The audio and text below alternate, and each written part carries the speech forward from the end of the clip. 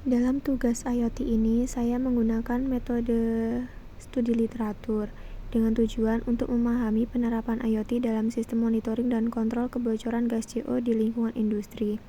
Langkah-langkahnya meliputi pengumpulan jurnal dan artikel ilmiah dari sumber terpercaya, seleksi literatur dan relevan, serta klasifikasi informasi berdasarkan komponen yang digunakan, yaitu MQ7 untuk mendeteksi kadar CO di udara, DHT22 untuk mengukur suhu dan kelembapan di sekitar area pemantauan, MPX4250 untuk mengukur perubahan tekanan kecil akibat kebocoran gas, MQ135 untuk mengukur kualitas udara, dan LM35 untuk memantau suhu lingkungan sekitar.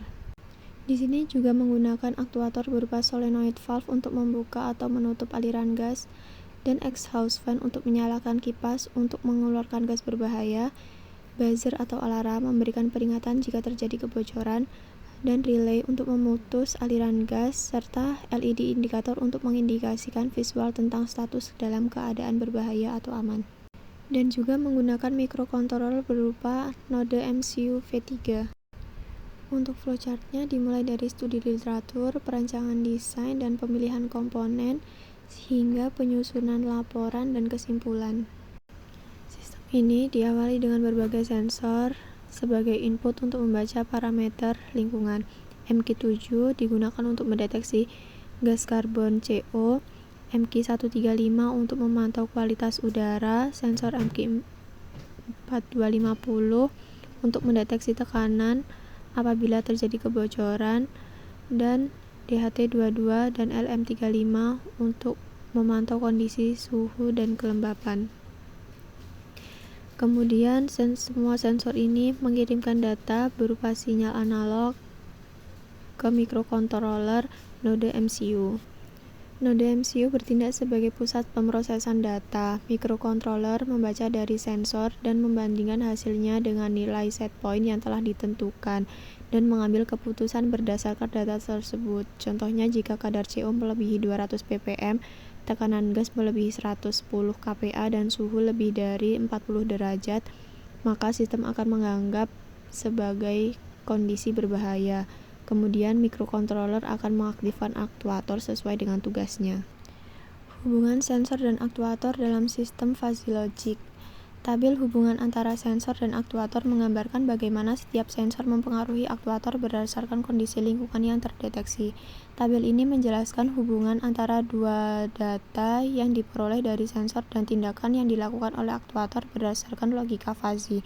Sistem ini menggunakan 5 kondisi untuk setiap sensor dan masing-masing mewakili tingkat resiko dari aman hingga berbahaya dengan interpretasi nilai sebagai berikut. 1, 0, 1, dan 0. 0 mengindikasikan kondisi aman di mana aktuator tidak aktif, dan 1 mengindikasikan kondisi bahaya di mana aktuator tidak aktif untuk merespon. Yang pertama, sensor MPX4250 yang berhubungan dengan valve di mana kondisi 1 masih dalam keadaan aman karena belum ada terjadinya perubahan tekanan dari kebocoran gas CO, dan pada kondisi 4 sudah terindikasi perubahan tingkat tekanan udara akibat terjadinya kebocoran gas CO, di mana tekanan udara melebihi 100 kPa sehingga valve akan bergerak. Kemudian sensor MQ135 berhubungan dengan exhaust fan, di mana kondisi 1 udara masih dalam kondisi normal sehingga aktuator tidak menyala, dan kondisi 3 udara sudah mulai tidak aman sehingga aktuator mulai menyala, sehingga pada kondisi 5 aktuator bekerja dengan ekstra untuk mengeluarkan gas berbahaya. Sensor DHT22 berhubungan dengan buzzer, di mana buzzer akan menyala jika suhu udara mulai panas, yaitu sekitar 33 sampai 35 derajat Celcius. Di sini terlihat bahwa kondisi 1 suhu masih terpantau aman sehingga buzzer tidak menyala. Dan sensor LM35 berhubungan dengan LED indikator. LED ini akan menyala jika suhu tinggi. Sensor ini juga digunakan untuk mengukur suhu. Pada kondisi 1-3 udara masih dingin hingga normal sehingga LED tidak menyala. Dan pada kondisi 4 LED mulai menyala karena suhu mulai panas di antara 33 sampai 39 derajat. Selanjutnya yaitu sensor MQ7. yang berhubungan dengan motor, di mana motor akan menutup aliran gas CO. Pada kondisi 1, masih dalam keadaan aman karena belum ada terjadi indikasi kebocoran gas CO sehingga aktuator dalam keadaan mati.